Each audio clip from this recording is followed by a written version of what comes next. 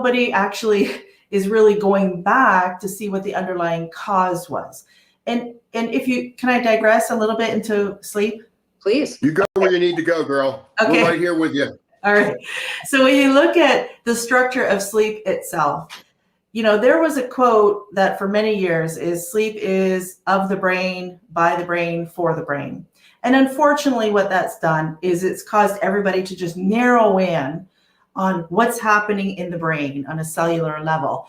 And there are so many components to sleep, and it's part of our, our daytime, nighttime, sleep and wake. But then even in sleep, there is a wakeful part of sleep, which is our REM, while we're dreaming and our brain is really active. And then there is a sleeping part of our sleep where our brain kind of shuts down and our body gets repaired. So there's still this dynamic happening even while we're sleeping. And all of it is dependent on cellular respiration.